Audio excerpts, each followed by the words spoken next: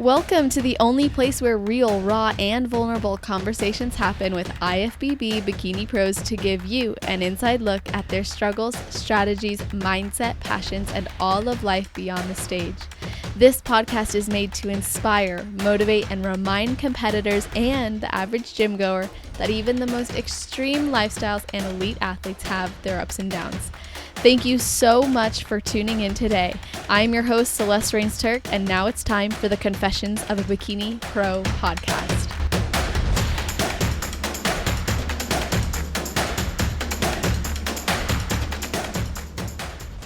Hello, everyone. Today we are welcoming an athlete who grew up playing gymnastics, softball, cheerleading, and track, and earned her bachelor's degree in exercise science from the University of Mount Union while playing college softball. She went on to earn her master's degree in physician assistant studies and then worked in physical medicine and emergency medicine for 2 years before working in surgery, which she has been doing now for the last 5 years. She started bodybuilding when she was 28 and has competed in 12 shows, 6 of them being national shows, and earned her pro card and the overall title at the NPC Universe. She also works as an online lifestyle and posing coach. So I'm excited to learn more about this athlete and share her all with you guys. So welcome to the show, Kathy Seitz. How are you doing? I'm good. Thank you for that intro. You're welcome, of course. And I'm sure you know, but I have to ask, is there anything you do or something you think about right before your heel hits the stage? Yes. So I've been listening to your podcast for a while now, so I knew this question was coming. So right before my heel hits the stage, I take a deep breath and I envision my routine one last time before stepping on stage. And more recently, I just started telling myself that you deserve to be here and you deserve to be on the stage just as much as the next girl in line.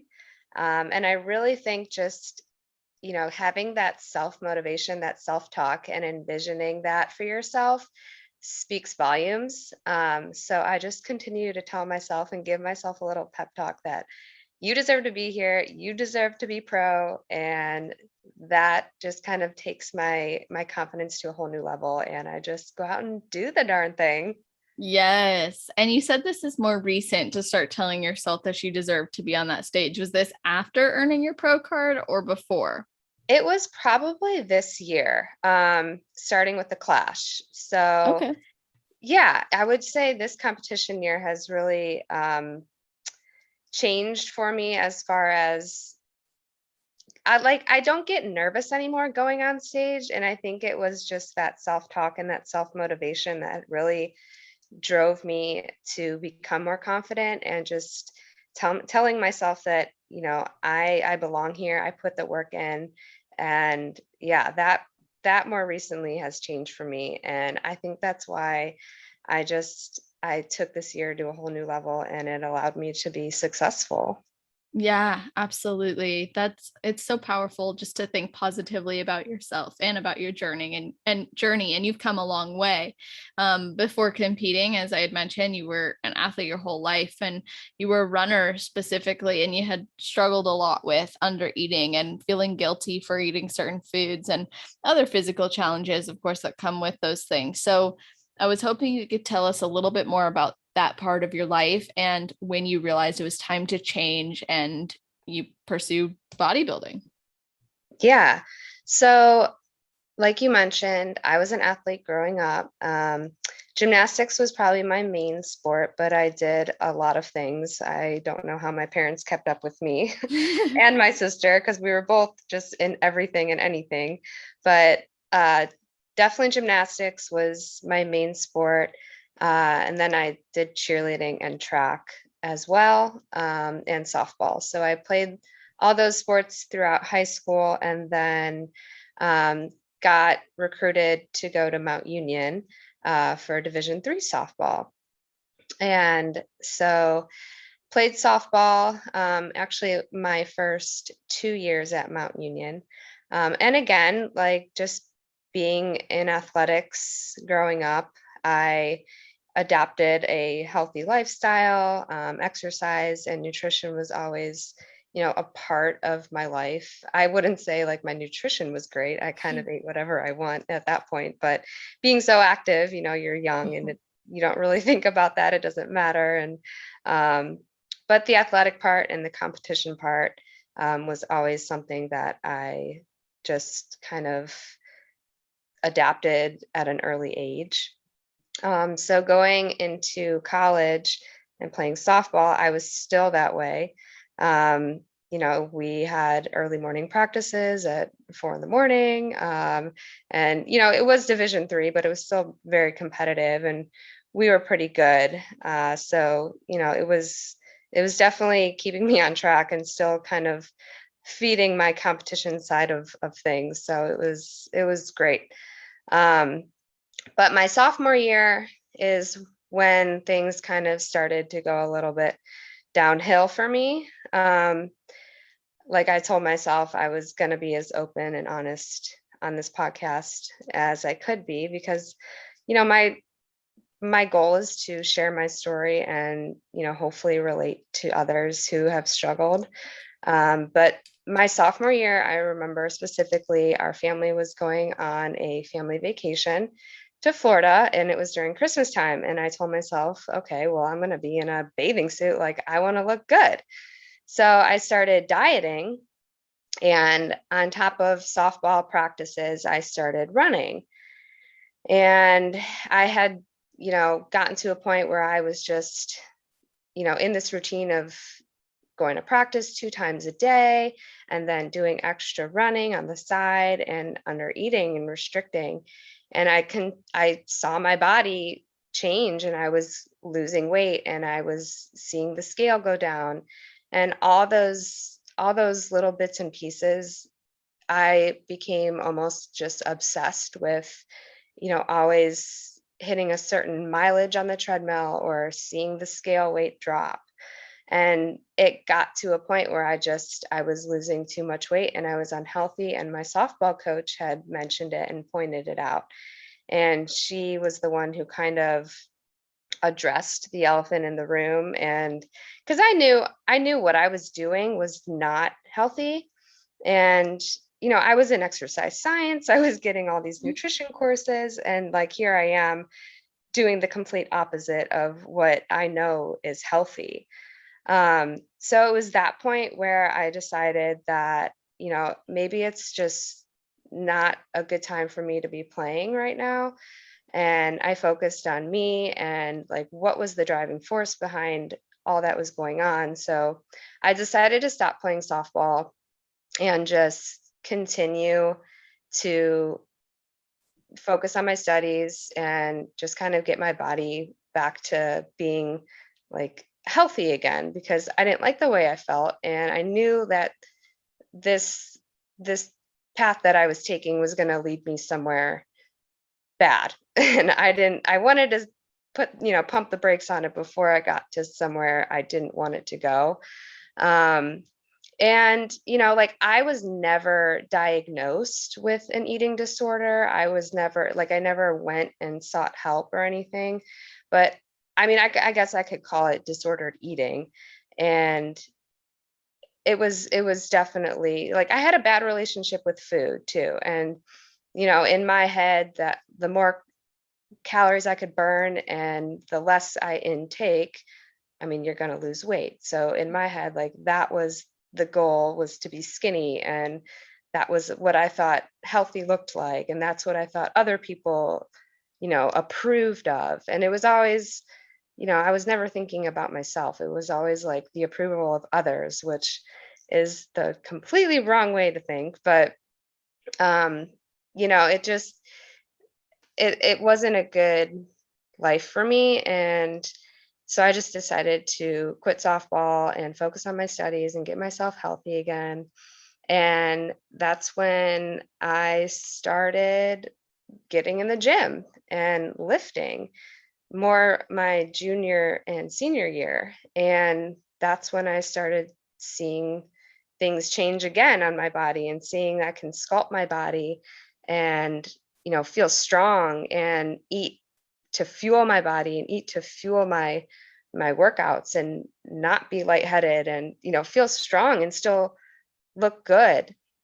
So that's when things really started to change for me. It was actually my junior year. And that is when I kind of started falling in love with the weights in the weight room. And, I'd always worked out, like I said, and been involved in sports, but I remember my dad like taking me to the local YMCA and like telling me to do like leg extensions and hamstring curls. And I'm like, okay, dad, whatever. Like, I just did it there was never intention behind it. But, the University of Mount Union was a very athletic school. We were known for our football team.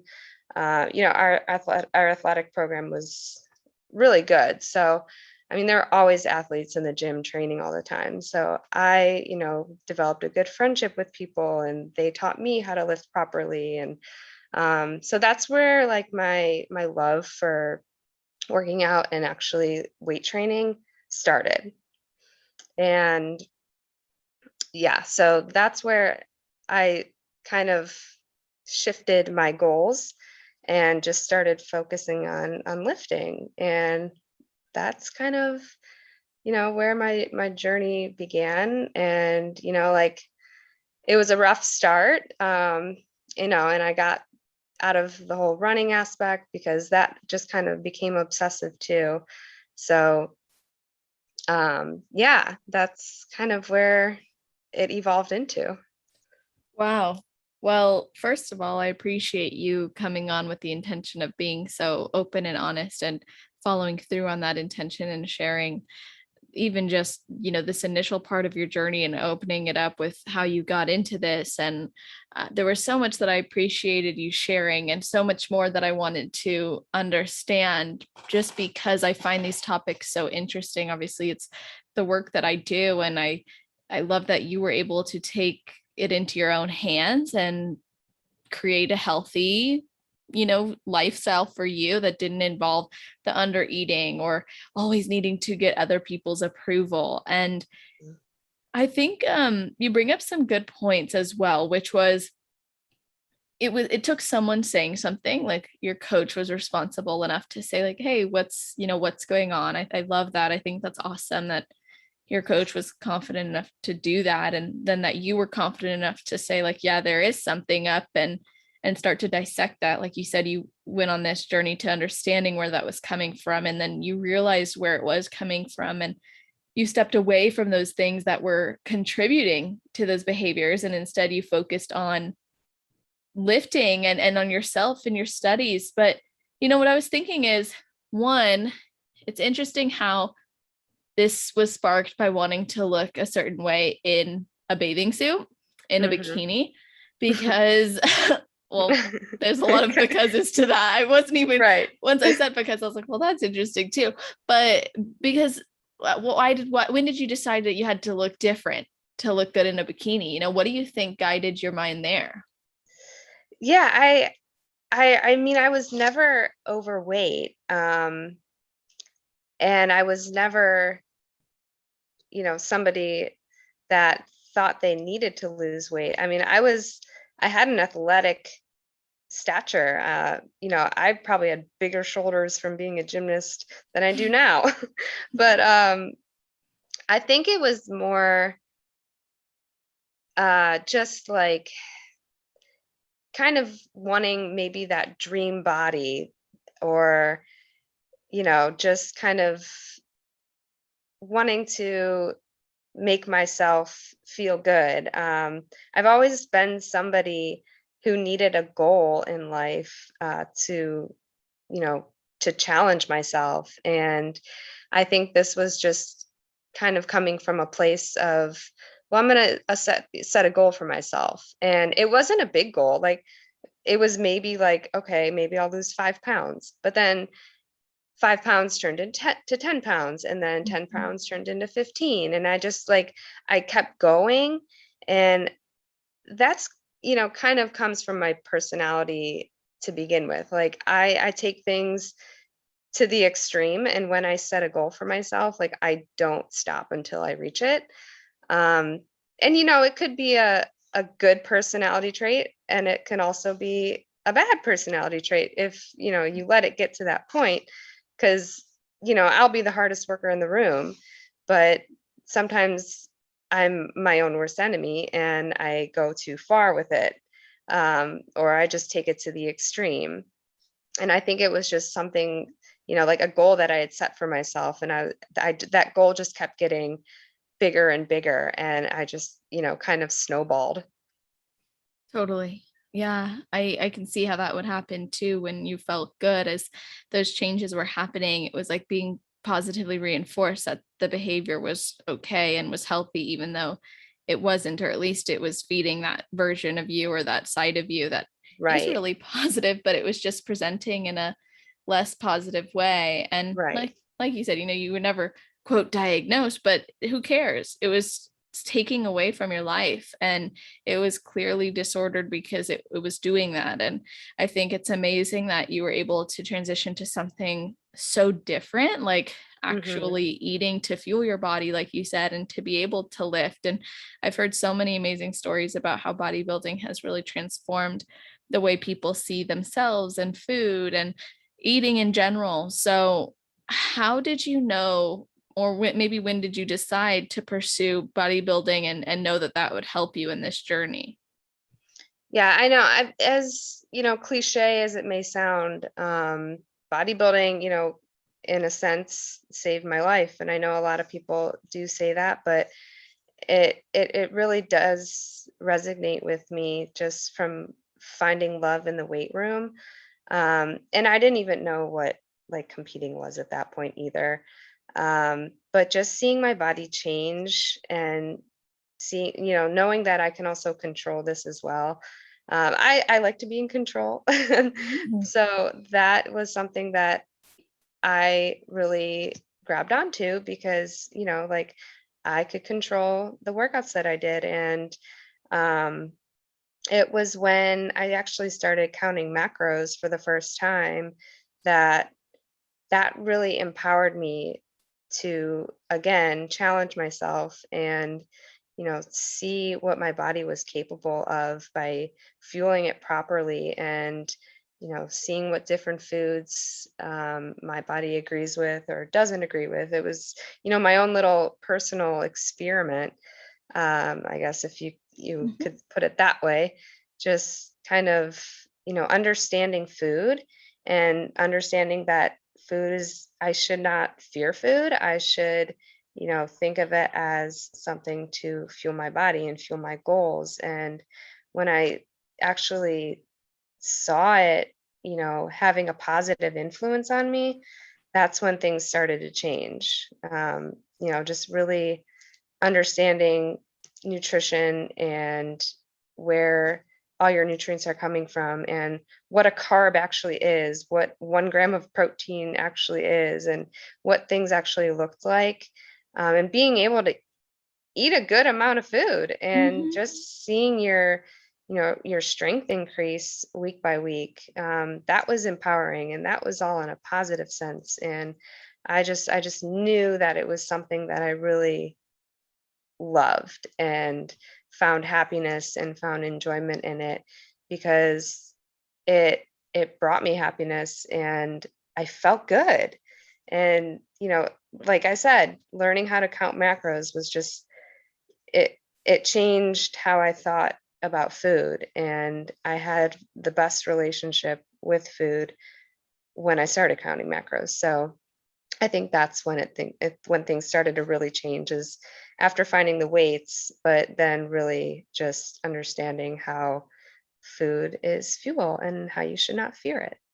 Yeah, absolutely. I think macro counting, when done responsibly and with that mindset of experimentation, allows us to learn so much about our needs and our body and what nourishes us and how our body responds. Like it truly is really enlightening and empowering as an athlete or even as a non-athlete, just someone listening who's starting to do this or hasn't done it before but wants to, like, not using it necessarily as a tool to just lose weight or just gain weight or just maintain, but rather to really learn like what foods feel and fuel you at the Yeah. best.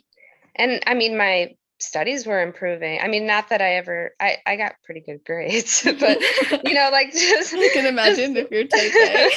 but like, just being present in the moment and understanding, certain fats are good for like brain function and, being able to sit there for hours and study and not, feel like you need a nap.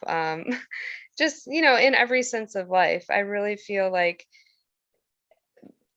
understanding training, exercise, nutrition is just good for mentally, physically, emotionally, all types of health, not just physical. So that's actually really, I like how you use the word understand, like understanding the process, understanding what you're actually doing rather than just going through the motions and doing it. So Mhm. how has that evolved since getting into the sport of bodybuilding and pursuing that, building of the muscle and shredding down and getting ready for a show? Yeah, I think it makes a huge difference actually if you do understand the science behind this sport. And I think that's another reason why I love it so much because I I know, when my coach gives me a certain protocol, like I know why he's doing it. And I've asked questions along the way. Like yeah, my background of schooling helps, but um I've definitely like asked questions and stuff. But I think it is really important to understand the why behind um bodybuilding and the science behind it and how certain things such as sodium and water affect how you look and being a certain level of leanness and understanding like bodybuilding. I'll be the first to say it, it's not a healthy sport. um you can definitely go about it in healthier ways, but unless you're stepping on a bodybuilding stage, I'm not going to tell somebody to go to do 2 hours of cardio and eat sub 100 grams of carbs. It's not a healthy, maintainable lifestyle. But for stage and, as a professional athlete or somebody wanting to turn pro, like you're going to have to dig deep and you're going to have to get to those points at some point during your prep. Um, but understanding that that is not healthy and that is just something for strictly the sport will keep you motivated and it will, you know, push you past those hard points. And I think just having the understanding of it, of the why and, what the food is actually doing and what the cardio is actually doing helps you kind of just remember the goal. Absolutely. I think that's such a great point because when you're going through the motions, it's easy to maybe feel detached from that goal versus when you're really in each and every present moment that you have. Wow, it just changes the way that you see the process because you want to be invested in it. You want to learn more. You want to do more. And it's cool because then you're not always expecting the same thing or wondering what's next, but you feel that you do have a say in what you're doing and you can do it in the healthiest way despite bodybuilding not being super healthy majority Yeah. of the time. At least when you're towards the end of a prep especially it isn't, but Yes. otherwise like it is and it can be, but I just love how you were able to say that and put it into words so beautifully, and also recognizing that you're taking care of yourself by asking questions and by trying to take the best approach you can. Yeah, and I think too, I mean, you're going to experience feelings of hunger, tiredness, fatigue, lethargy. I mean, you're going to be feeling it. But if you kind of flip your mindset into thinking that, okay, I'm hungry. There's a reason I'm hungry. I might wake up to a new low though, or I might get a refeed the next day, or I you just like understand why you're feeling those feelings. Like, okay, I'm hungry, but that means it's working, and that means I'm getting leaner, and that's gonna make me better, and that's one more step towards the goal. And I think, that really helps just kind of drive you and help you get through it day after day after day. I feel that way even in my improvement season right now. I'm like, oh my God, I gotta get this meal down. I gotta push this weight up higher. And Right. that's And vice versa, like you said, like, exactly. you might not feel hungry, but it's like, okay, I'm gonna eat this because I got to grow, depending what your feedback is, or, this better go straight to my glutes. Yes, and my shoulders. Don't forget. Yeah.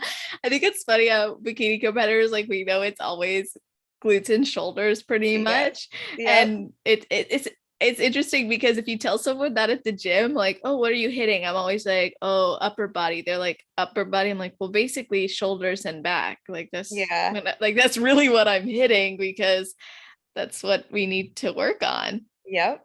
And Yep. anyway, I think it's funny when at least our splits can look different than, like, I know my splits now as a competitor look different than before I was competing because now it's like very shape specific.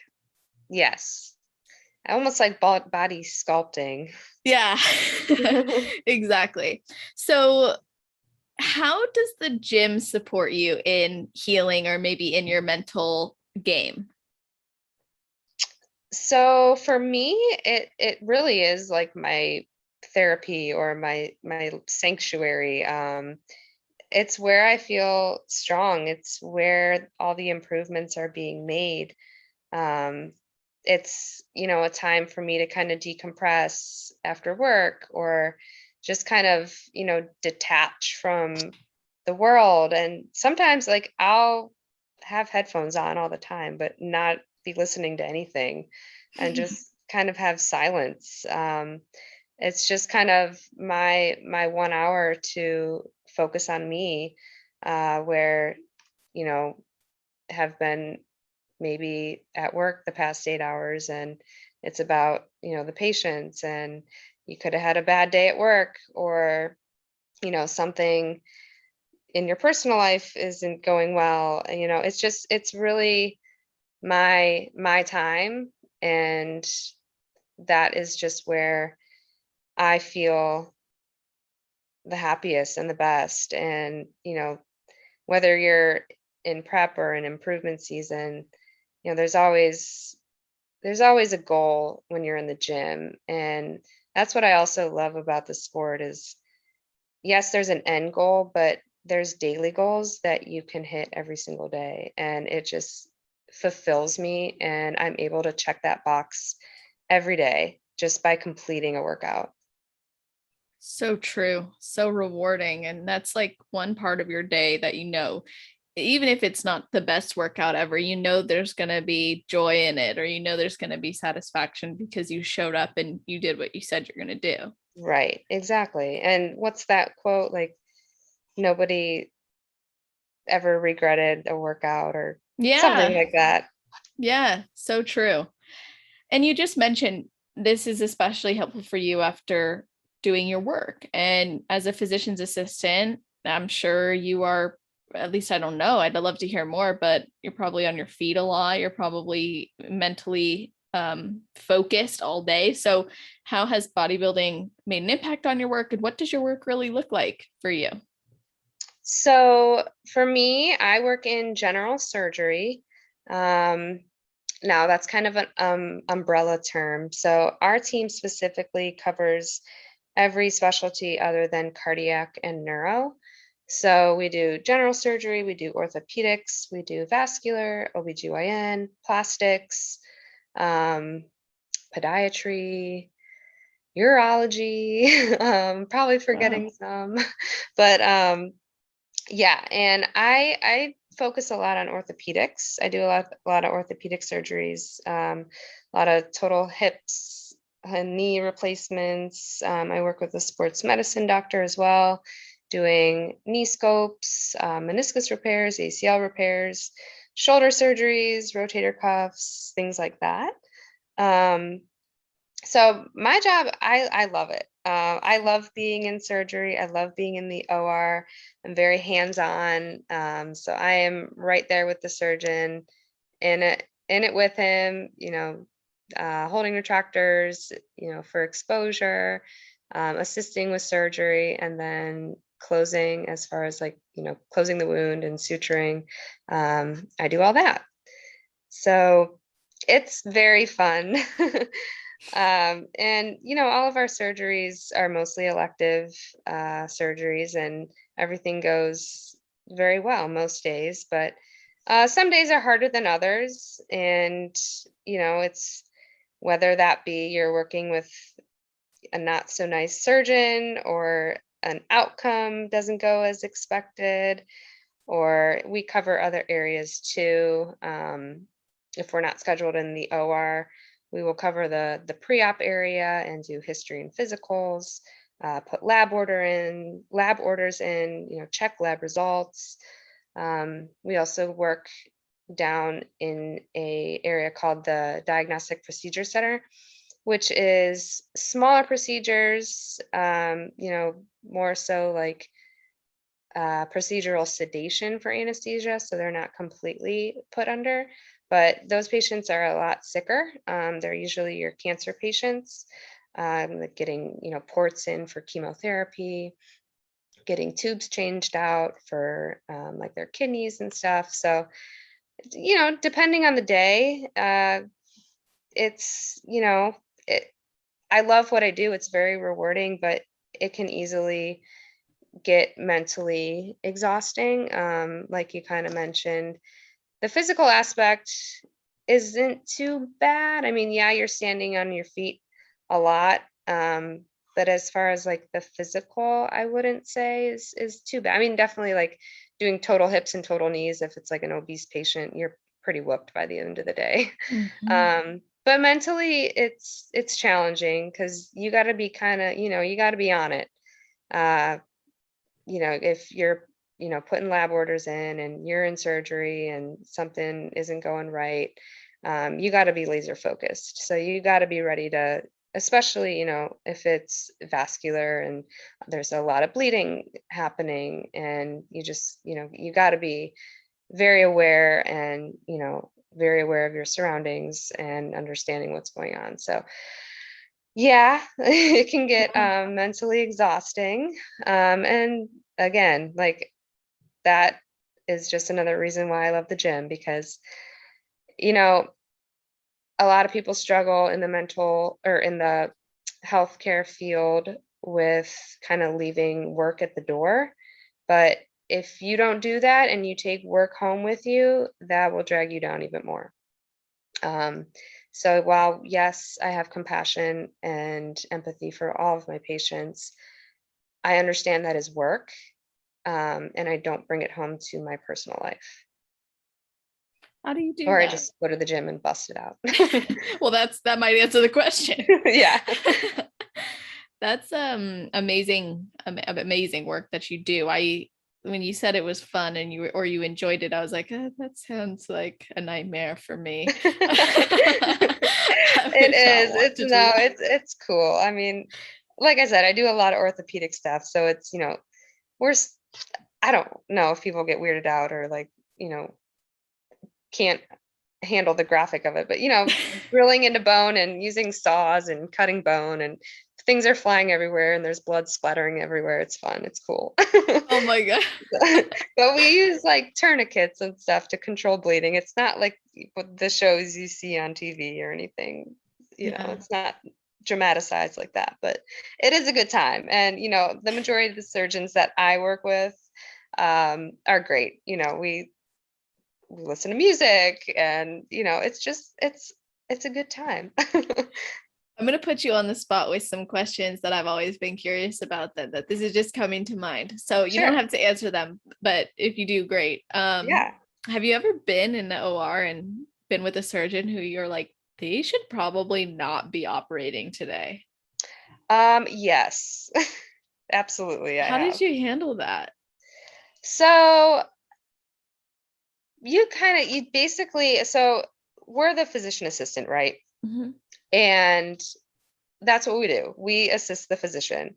If I've noticed that a surgeon is, maybe being erratic, or, behavior wise, like, because I've definitely worked with surgeons who have like anger issues and tempers and, kind of flip, instantly, you just gotta kind of redirect it. As the PA, you're not wrong to just be like, hey, like, why don't we call so and so in? I know he's operating today. Like, if there's a lot of bleeding going on and they can't control it, like, why don't we get vascular in here? Like, you're not wrong by offering help.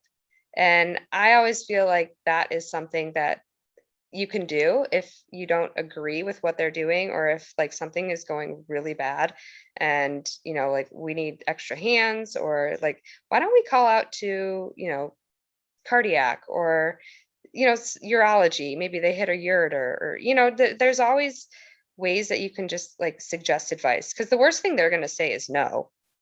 At least like Yeah. at the end of the day you can be like, well, I offered my help, and you just kind of have to go with it sometimes.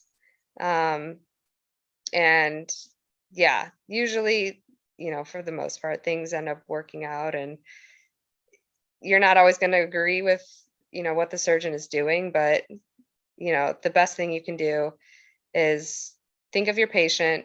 What would you want to do if your family member was laying on the table? And, if you can just like offer advice or extra help, because I've also been in surgeries where, I'll say, well, why don't we like use this retractor to get better exposure? Or why don't we use like a renal clamp to maybe, clamp this artery that is spewing blood everywhere? Just, Yeah. Offering any type of, advice, or because like they're, the surgeon's in the moment. And if something isn't going right, sometimes they're not thinking clearly either. And if you can just kind of keep the room calm, I feel like that's kind of the best thing that you can do. Did that confidence in saying, hey, let's try this, or oh, maybe we should get help, did that grow over time for you, or was that always present, like and easy for you and natural? No, that definitely grew over time. When I first started out, yeah, I was like, I wouldn't say a word. If a surgeon was yelling at me, like I wouldn't show it, but like at the end, like I would go home and like in my car and like sob my eyes out on the way home. Like it was just, you definitely learn that the longer you're in surgery. And I think to work in the OR, you have to have some thick skin, to be honest. And you just kind of learn that over time, and you learn not to take things personal. And at the end of the day, we're all just here for our patients. And, things can get heated, but again, like you have to think of the final outcome. Like the patient's fine, they're healthy, like, it it it is what it is. But it does kind of just come over time, and you learn how to um, work with those, I guess, difficult personalities, I'll say. Yeah, I could see how you have to know whether or not this is someone's personality or someone's like off in their personality, like Right. learning And they to could have just adjust. had a bad day. Like, it could have just been something completely not related to work, or, it could have just been a bad day for them. Yeah. So why did you decide to get into that? I knew that I wanted to go like the orthopedic route from school. So I don't know if you're familiar with how like PA school works, but No. so it's a 2-year program. So there's you get a bachelor's, and then it's a master's degree. And my program was 27 months. And your first year is the didactic year. So you're still in the classroom taking exams, all that good stuff. And then your second year, you're out on your clinical rotations. And it wasn't actually until my fourth rotation, which was my general surgery rotation, that I really loved surgery. And I actually, where I'm working now is where I had my rotation. And Wow.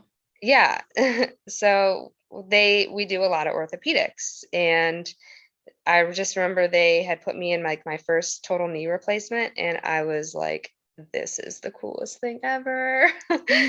And So that is when I kind of knew I belonged in the OR, orthopedics specifically. So that's where I kind of knew my niche was. I also, like, when I did my emergency medicine rotation, um, I always gravitated towards like the procedure stuff. So like if somebody came in with a laceration, like I'm like, I got this one, like I'll go suture them. So I was always like very hands-on. And like during my other rotations, like primary care, internal medicine, pediatrics, like seeing patients, it just like wasn't my thing.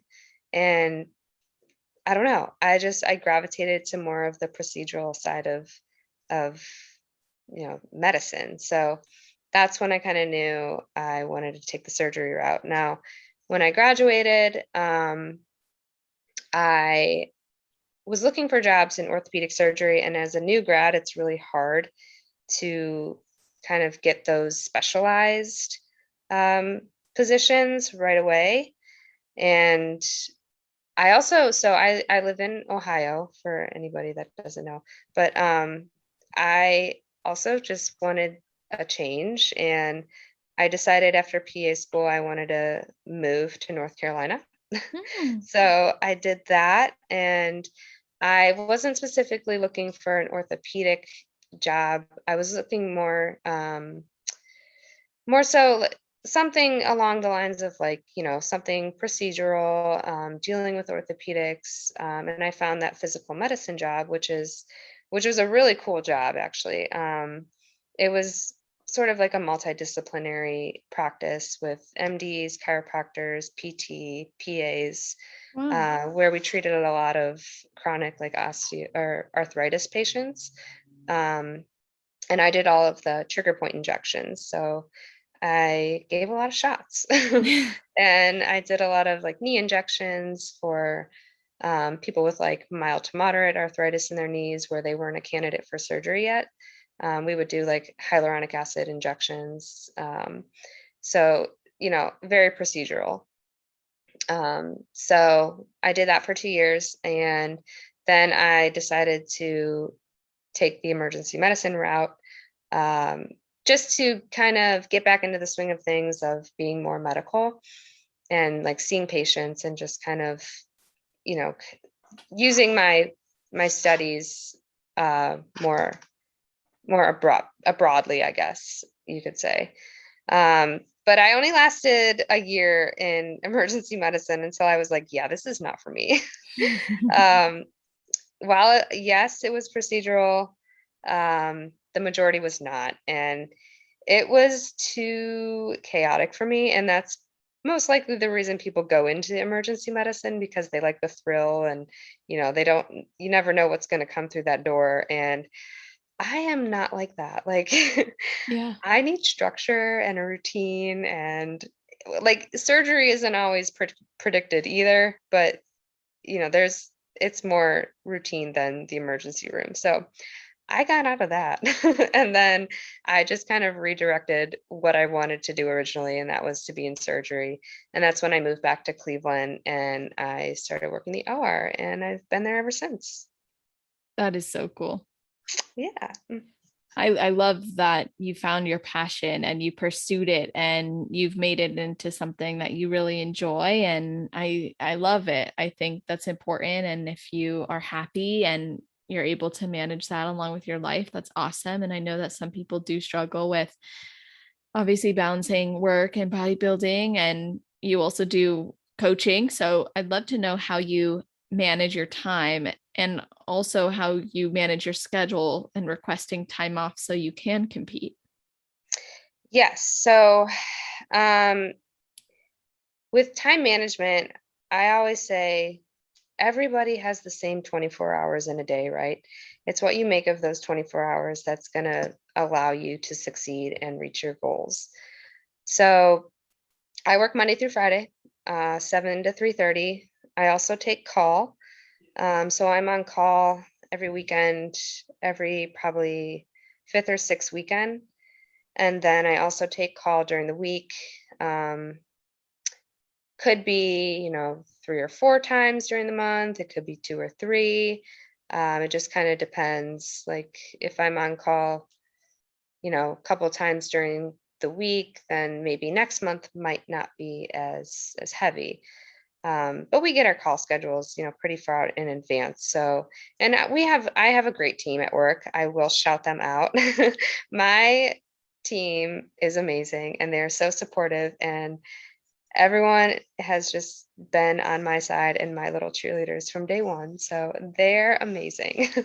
So I get really good support at work. My manager is also wonderful too. She understands that like I love this, and she's just great. So she works with me too. So I could not do this without them and with their willingness to help out with schedule changes. And, I've had to just kind of like switch call weekends, switch days, take time off. And luckily we have a group too.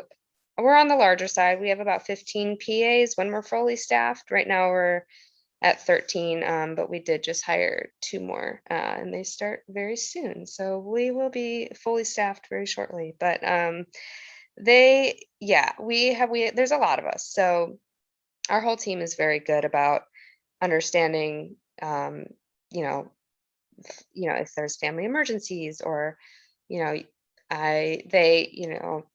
they're taking their daughter to college this weekend, like you want to switch this weekend. And so it's really been nice just having them on my side and understanding. And there's always a way to figure it out, whether it's I'll cover your weekend, or I'll switch with you, or I'll take this time slot, and just maybe we can break it up between 2 people. So in that sense, I'm very lucky. Yeah. So I have, you know, I've had to make, quite a few switches and changes, and I'm just very grateful for everybody at work. So they're great. And they have hopped on the bandwagon too. As some of the girls are like counting macros, and Wow. I'm like, yeah, my one coworker, she's hilarious. She like has a girl crush on Day Raja, and I find it hilarious. Like she's like, I'm like over there, I'm like seeing her Instagram, and like she's scrolling through Day Raja's pictures. I was like, you go, girl.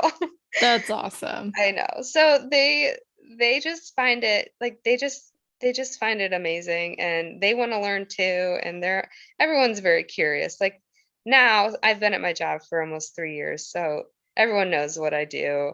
And it's very normal for me to, come in with a million backpacks and my food and my jug of water. And it's just like, oh, that's just Kathy. But Yes. in the beginning, it's a little rough kind of explaining, what you're doing. But sorry, to go back to your question. But yeah, so with work, it's tough. When you get down to the wire with like peak week, there's been times where I've been able to get the whole entire week off leading up into a show, but there's also times where I have not been able to do that because there's already, 3 people off and I can't get that day off. So I've had to work up until Thursday and I compete on Saturday. You just kind of learn to work with it. And you just kind of have to understand that, I have a job, my being a PA is going to be my priority, and my work is very important to me. So, I have to understand that I'm going to have to make sacrifices here and there sometimes. And you kind of just have to be prepared. And I'm always, tracking my days ahead of time. So I always bring my food to work. I always have my food on me at all times. I really am good at time management and just understanding that I have to be prepared for anything, especially like if I'm on call that day, like during the weekday, like I could potentially get called in to work at 2 a.m, but then I have to be up at 4 to do cardio. And there's definitely been times that that's happened. And, Mhm. or I, leave work and I get called back in and I'm in the middle of my workout, and that's happened before too. That'll really test your temper. I But, bet. you just, it is what it is. And you just, you do it. And I'm just somebody who does it. And you give me a plan. You can ask Paul, my coach, like he would probably label me as a low maintenance client because he gives me the plan and I follow it, and there's Mhm. no ifs, ands, or buts about it. Like you get it done. And, my weekends are kind of my time to regroup. And, if I'm not on call, that is, just pick up a little extra work here and there with client stuff. Like you mentioned, I do have some lifestyle clients and some posing clients. I prefer that they check in on the weekend because that's when I'm going to have the most time and commitment to really give them what they need. So I'll work a couple hours on the weekend, just creating client plans and training programs and responding to emails and doing posing sessions. So just really being prepared and understanding time management and just kind of having that no excuses mentality is how I make time for everything, I guess. Absolutely. Yeah, you have to have that mentality if you want to, push forward and actually do well, I think, because if you don't have that mentality, you're going to be easy to crumble because there's always going to be something that comes up, and being willing to make it work is important. And if you aren't willing to, you can't expect changes. And you were just bringing up not just your work team, but Paul's team as well. I know that you have, how long have you been working with Paul now? It's been a few years, right? Yeah, we're coming up on almost 3 years. Yeah, at the end of this year will be 3 years. What inspired you to join him? So I started working with Paul, in 2018. And I was with a different coach my first year of competing. And it was when I met somebody at my first show, actually, who introduced me to Paul. Paul was her coach. And she was kind of telling me about his approach and, everything that he does and how he had a YouTube channel and all these different things. And that's when I started following him on Instagram and like listening to his YouTube videos.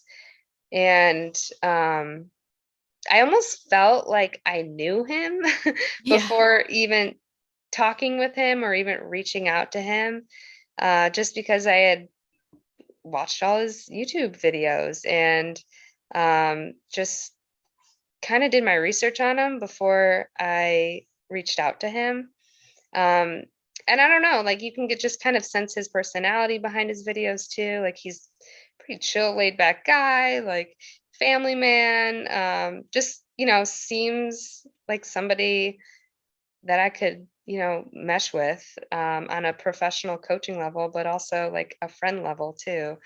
So it wasn't until after Miami Nationals in 2018 where I decided to reach out to him, and we had a conversation at that show.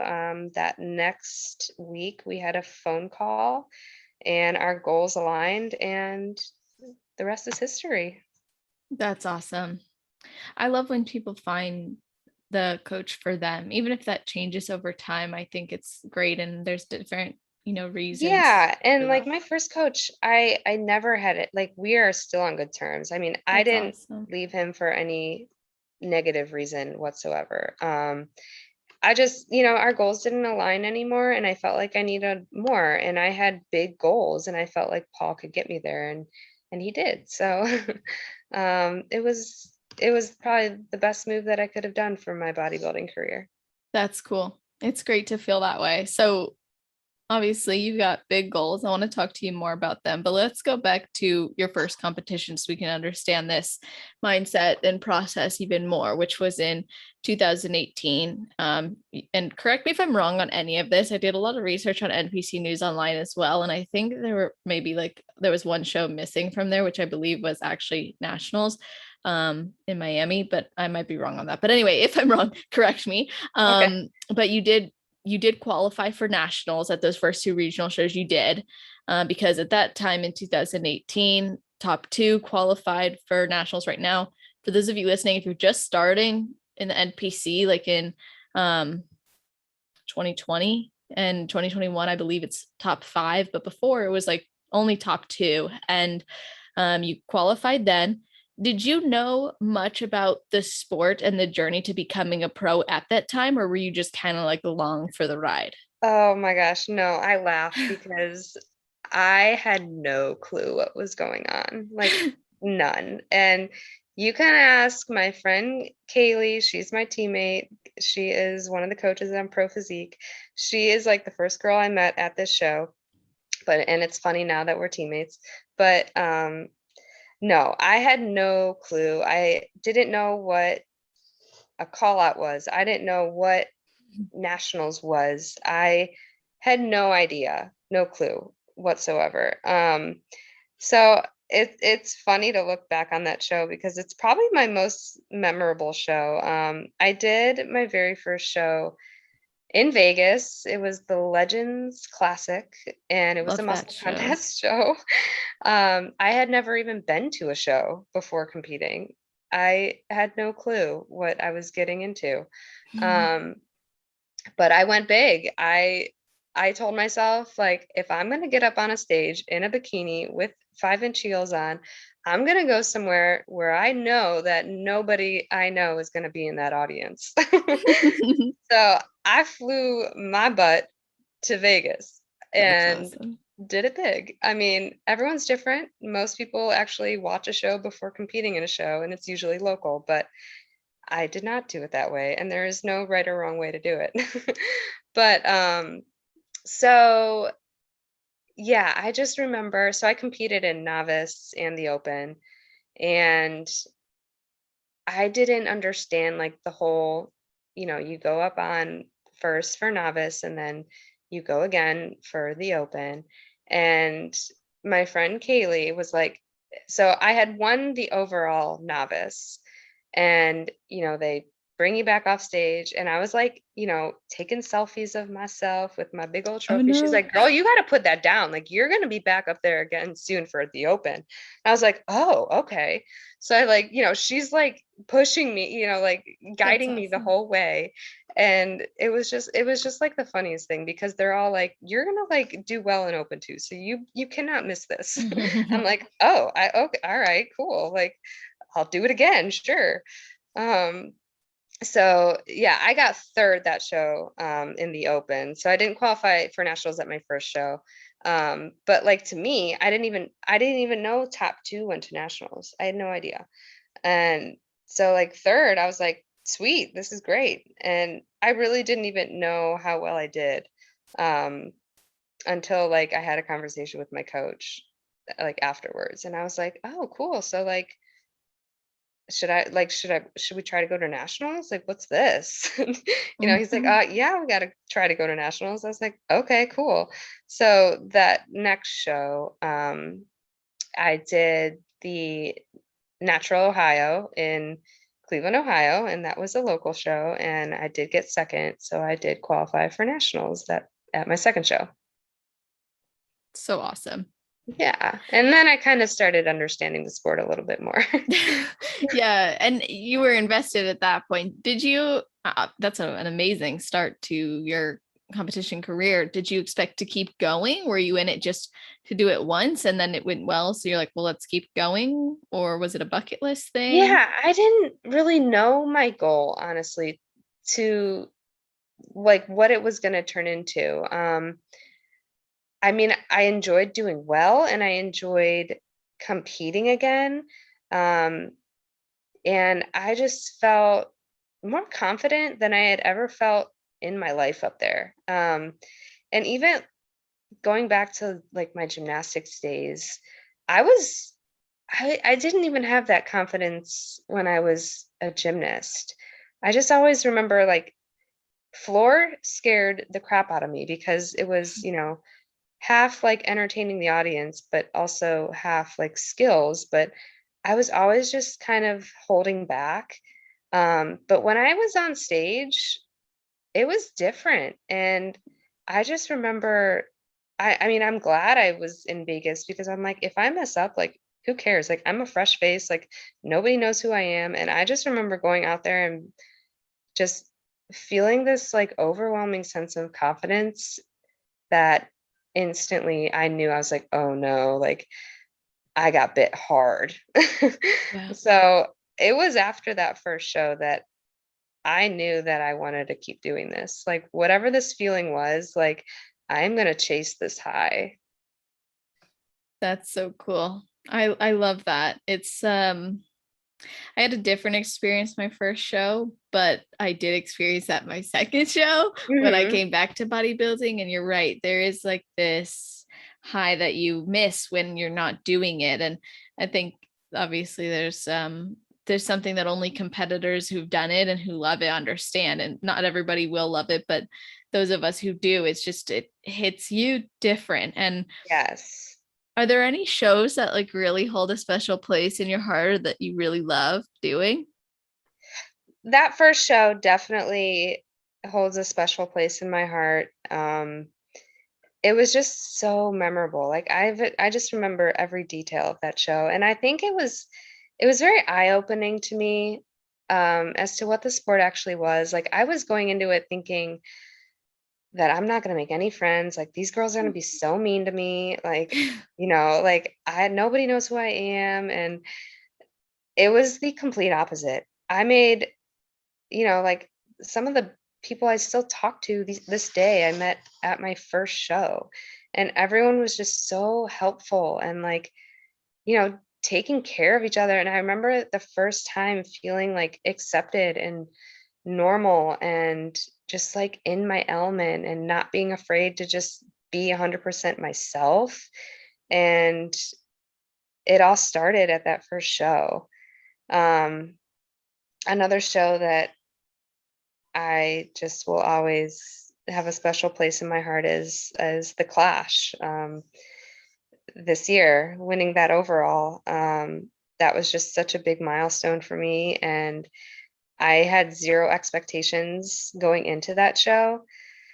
That to win the overall was just such an accomplishment, and I knew that I was coming in with a new look and a different package, and I had taken a whole year off to build and to grow, and those thoughts of doubt still creep in your head. I mean, I'm only human, and Mhm. for it to be my first show back after a really long off season, like, all right, like I just took 14 months off. Like, is this going to be worth it? Like, do I look any different than I did? I don't know.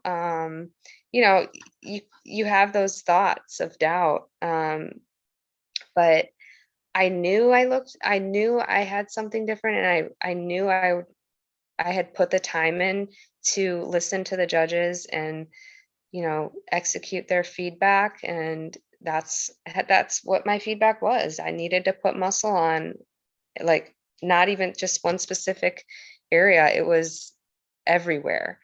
Um, so I knew, I looked different. But I don't know. I didn't know if it was what they were going to go for, if it was enough. But it was. And what that feeling of winning the overall was, gosh, it was just, so rewarding. I will never forget that feeling ever.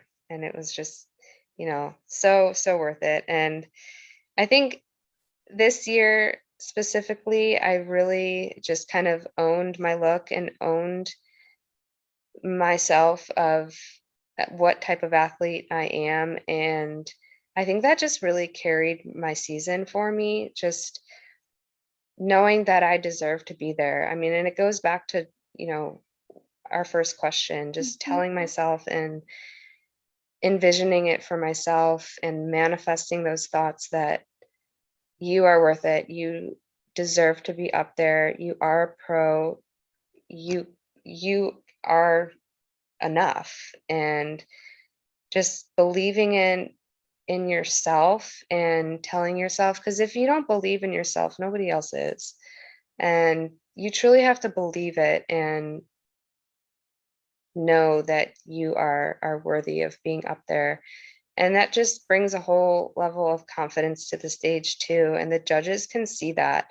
If you're nervous or, questioning your posing routine or not hitting your poses, like, the judges can see that.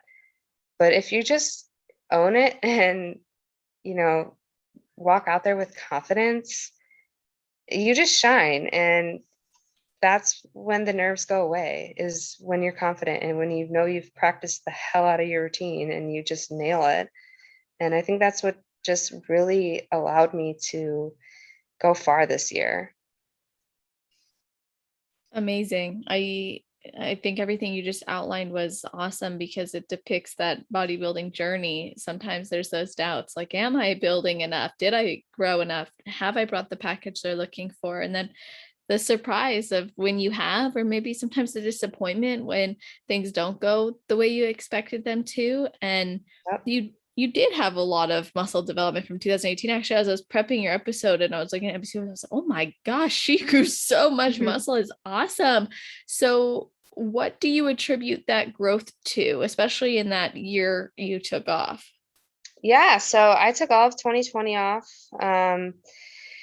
And I just attribute it to nailing my reverse and, switching my training style to, heavy, lifting heavy and eating more and just doing all the right steps to put on muscle. I probably couldn't have picked a better year to be in my improvement season of 2020 because, COVID. And while, shows were getting canceled or postponed or rescheduled, I was over here just, still trying to put muscle on and improving. And, you know, that's all I focused on was my improvement season because everything was shut down. People weren't making plans. There were no obligations. There were no parties, dinners. There was nothing going on. So it, I really just, I nailed my improvement season in my reverse. And I, I worked really, really hard to put that muscle tissue on. Um, and I wasn't distracted. I continued to hit my macros. I could probably count on one hand how many times I actually went out to dinner. And one of those times was for my parents' 40th wedding anniversary, and that was probably it. Otherwise, I was eating my own food, training hard. My gym did shut down, but I started collecting weights. I was going on apps like OfferUp and buying my own weights. And I actually found a guy who had a garage gym and he was letting people rent it out. And we would, Wow. sign up for times where we would be the only person in there at that time. And, we had to bring our own wipes and stuff and wipe down the equipment. But we were the only people in there at that time. And that was really helpful too. And he was actually a power lifter. So he That's cool. had like all this old school. I mean, it was like, bench, deadlift, and squat racks. And, Yeah. it was just, I was doing lunges in his driveway and squatting heavy and just, kind of going old school again. And it was kind of nice because he had like old rusty equipment and I'm like getting down and dirty. And it Yeah. was, it was cool. And, you know, 2020 was a rough year. It was a rough year for everybody. Um, But as far as like picking an improvement season, I think I picked the right one. So yeah, and it just allowed me to focus on my goal, and that was to just pack on the muscle as much as I could. That's awesome. I love how you kept that simple, by the way, that answer. Like you nailed your reverse, you lifted heavy shit, and Yeah. you ate, like that's, you did what you had to do, and that's what you can do. And I know a lot of times people struggle, especially if they're coming from a background of always wanting to be smaller or a background of just prepping to get leaner, with the growing season. And you had made a post about how you really had to embrace that, and letting go of those striations, letting go of the abs to embrace what, as you had mentioned earlier, knowing there's an end result that's going to be much better. So what were some of the things that you learned, or maybe that you were able to accomplish because of the time off that you took, regardless of body shape? Yeah, I think that's a great question. So, um, I really, I had just had in the beginning, it was hard. Don't get me wrong. Like I Mhm. struggle too, with seeing my body change, seeing the lines disappear, seeing the abs disappear, seeing that scale weight go up, and just, filling out your clothes again, buying bigger size clothes. I struggle too. And at first it's very hard. Um, but I learned to kind of flip my mindset into focusing on not physique goals, but more so the other things that you kind of take for granted in your improvement season that you don't get on prep, like hitting PRs in the gym, um, you know, showing up for family and friends. Like my improvement season, I really try to give back to those who have supported me. Like just being able to have a conversation with your mom and actually like listening to what she's telling you and not be so focused on, all right, like my next meal is in 10 minutes, so I got to go, like Mhm. just like not being so food focused and just being present in the moment. Just kind of having like a personality again. And that, I don't know, like anytime I start reversing and eating more carbs, like my sense of humor comes back. Like I I'm not so focused on food, and that right there is a win. And I just started feeling more confident in my body and just seeing it gradually change. And I remember um I did a photo shoot actually in my heaviest, and I remember wanting to do that so that I can look back on it and remember, oh my gosh, like I loved myself at that weight. Like I was happy. I had like sent one of the pictures to my coach and I was like, listen, like I just want to thank you for getting me to this point where I love my body at any weight and any shape. And like that right there is a win. Mhm. And you just kind of focus on different goals. It's not it's not so focused on your body image or your physique, and you kind of just start thriving in areas of your life that you've kind of neglected during prep. Yeah, that is so true. I think anyone can benefit from keeping focus balanced, or knowing that there will be a shift in focus eventually, and to spend extra time with people or on different things and goals. And not to say you can't do both, or all, but it is different when you're not thinking about food all the time, or you're not fixated on your body and every single line changing, and instead just setting other goals. And I think that's such a powerful lesson to learn in Yeah. your improvement season, and it paid off for you. You came back, and not just with mental payoff, but the physical payoff. You were rewarded, so you went on the rest of that season. You won that overall at Border Clash. You went on, and I believe you got like ninth at the next show, and then, Yes. which was your next national show of that year? Yep. So talk about a, kick to the gut. Mm-hmm. I've had my setbacks just as, much as the next person. Um, I've had more losses, and that's what this sport has taught me is you really get good at losing and you really learn how to accept failure. But it's how you overcome those failures and turn your L's into W's, and just kind of I've learned to take each show as a learning experience, and that's like another thing I love about this sport. There's always room for improvement.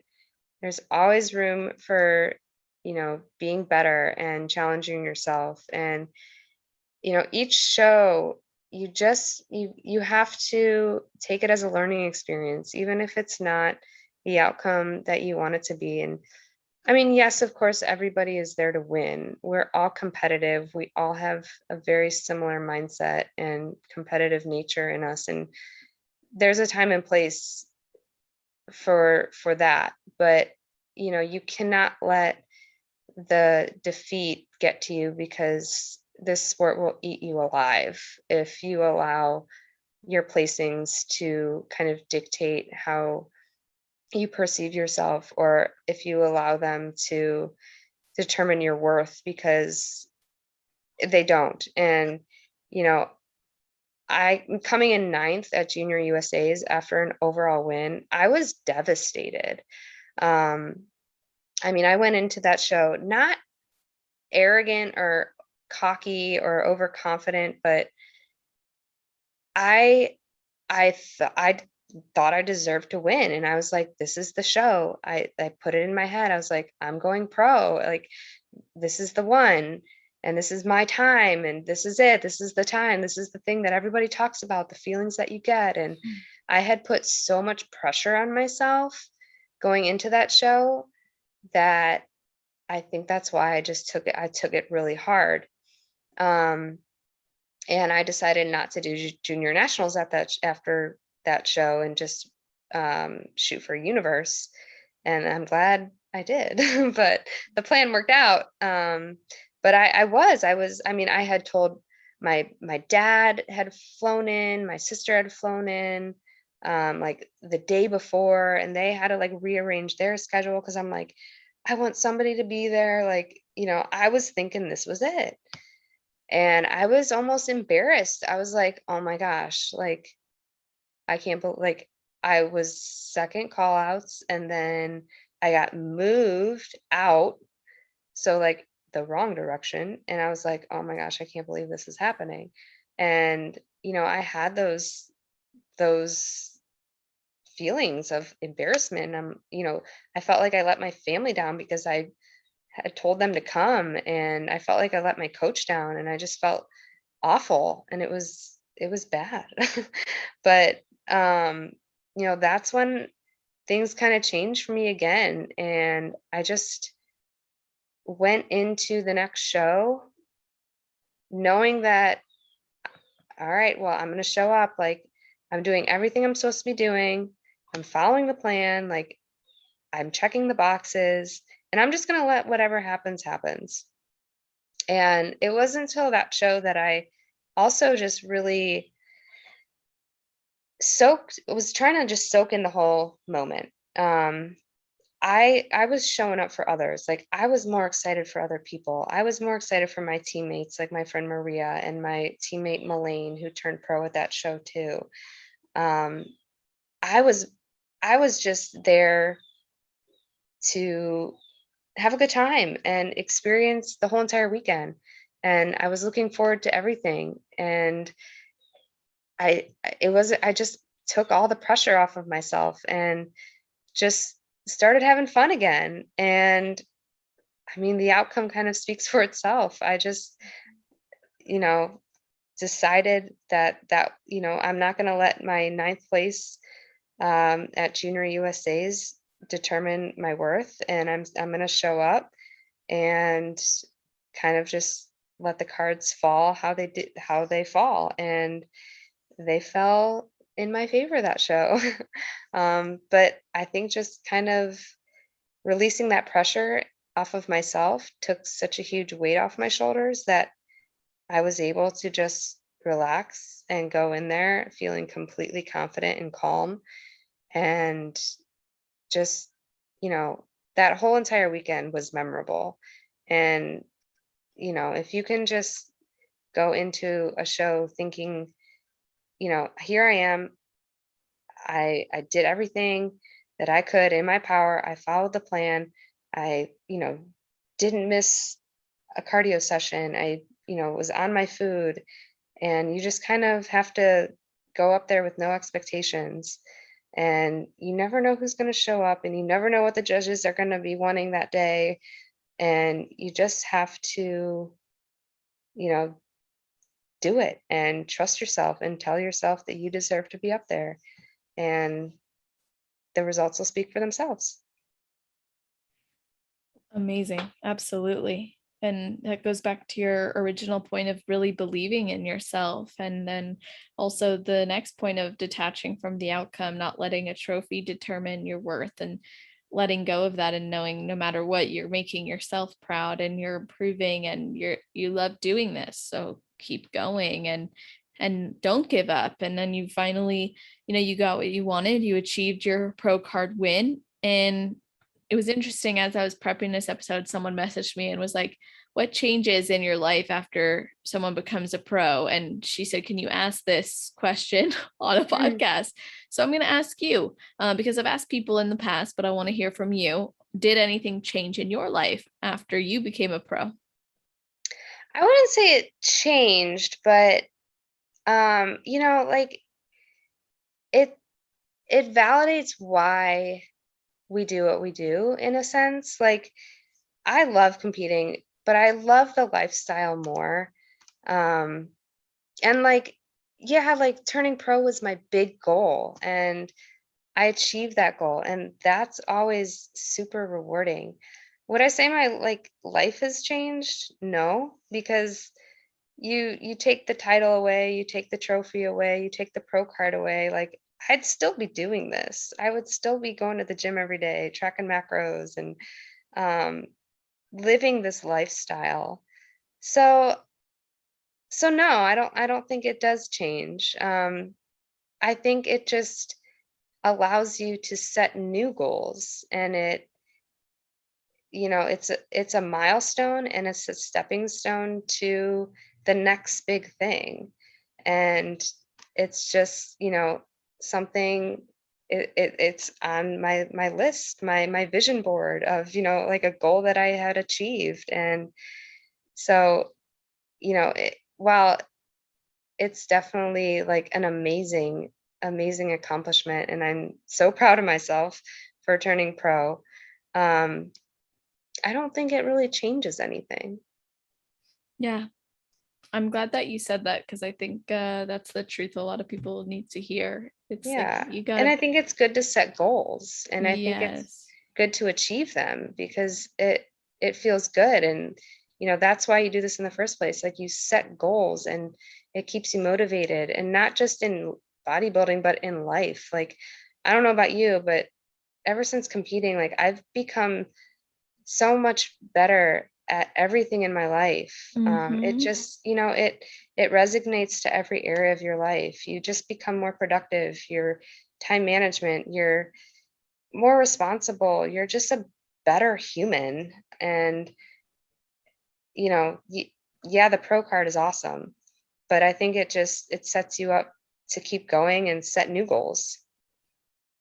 Yeah, like that pro card that you've earned represents the goals that you've set and achieved, and the person you've become, more than Right. the person that you need to be now. It's like you already were that, you deserved that. Yes. Yeah. So, what are your goals now?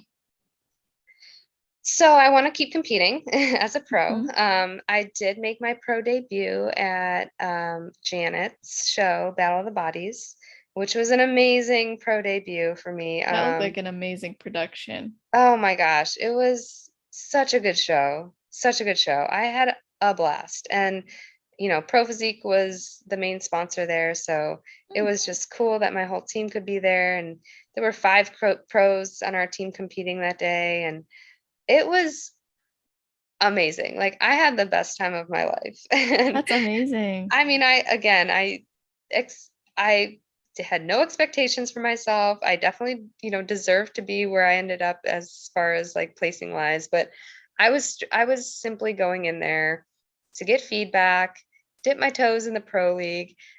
I was basically there to fangirl because I was standing freaking next to Erin Stern. Oh, So that's amazing. And she I mean, just won this past that's how weekend. our last names lined up. So she was behind me, and like, she knew it was my pro debut, and she was just like giving me so much advice, and like, it was just like, it was the best. And Oh, I mean, I don't even care like where I ended up. I really don't. um and it was more so the experience for me, and it was just I'm so glad I decided to do that show. yeah. No, that's awesome. But so yeah, going forward, I definitely want to keep going, but my feedback was that I'm small compared to these pros. And I think I mean, it definitely had something to do with, I had a really long competition season, so I was pretty dead by the end. I had been, prepped started in December, so Yeah. um I think my body was probably showing it at that time that I was just a little run down. um I think it was, my coach will say this too. He thinks it's the best package that we brought. And, I was very proud of my look, but I am small. I'm one of the taller competitors too. I'm 5'6", and I have long arms and long legs. So I have to fill out this frame. So we are in improvement season now, but my goal is to compete next year. Um, and, you know, my goals definitely change the more I compete.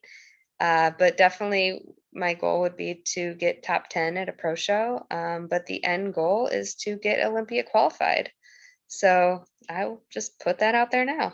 Yes, that is awesome. What a great Yeah. goal and focus. And you have that determination. So you will get there. And like you said, you stop at nothing to accomplish that. So, Yes. And I have another goal too. And I guess I'll just okay, kind of say this. So share it. I live in Ohio. The Mm-hmm. only pro show in Ohio is the Arnold. So That's crazy, by the way. Um, yeah, I always have to travel for shows. So, but so to be invited to the Olympia is a very large goal of mine. But to represent my state at the Arnold would be quite the goal. So that is something that I would love to work towards. So Yeah. Oh, yeah, that's awesome. be invited to the Arnold and compete in my home state.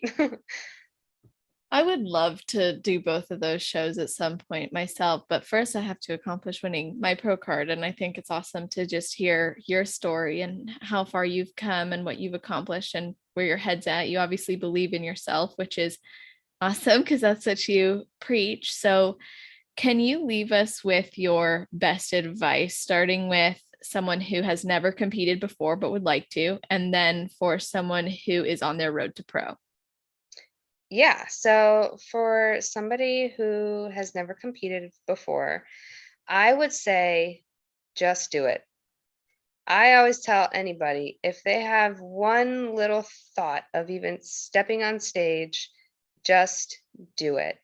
And don't overthink it either. I think a lot of people now, since the sport is becoming a lot more popular, um, everyone feels like they have to be like 100% prepared and have everything mapped out and planned out. I don't know about you, but like, I was a hot mess my first show, and Oh my like, God. You don't talk about yeah, I mean, that. I borrowed a suit. I bought my heels off Amazon. I like I didn't even I just, didn't really budget for it. I don't know. Like, just you just kind of I was winging it kind of the whole time. And I just feel like, don't overthink it. Like, if it's a goal of yours, just do it, because you may love it but you might hate it, and it might just be a bucket list goal for you. But I would just say do it, go for it, and then determine if you like it or not. Love that. And for the person trying to go pro, I would just relate this back to kind of what I had already mentioned. Don't let a certain placing determine whether or not you should do that next show or whether or not you should go to nationals. Getting ninth at junior USAs and then coming back at universe and winning the overall was something I had never even imagined was possible.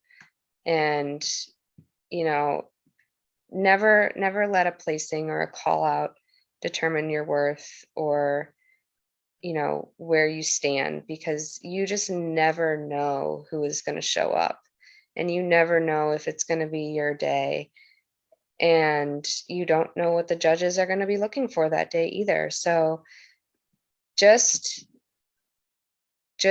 have confidence in yourself. Don't let a placing determine whether or not you do a next show, and just commit 110%. Amazing, Kathy. You are so awesome. I'm amazed by you. I have enjoyed talking to you so much. I loved your advice. I love the experiences you've shared. I appreciate that you went into some difficult topics as well as topics on your work. That was so cool and just interesting for me. And I know that will be interesting to others too. And I want people to be able to continue the conversation. So can you let them know how they can find you or follow the rest of your journey? Absolutely. So basically just Instagram. And my name is Kathy Seitz, but my username on Instagram is the prepping PA. So the _prepping_PA. Awesome. Okay.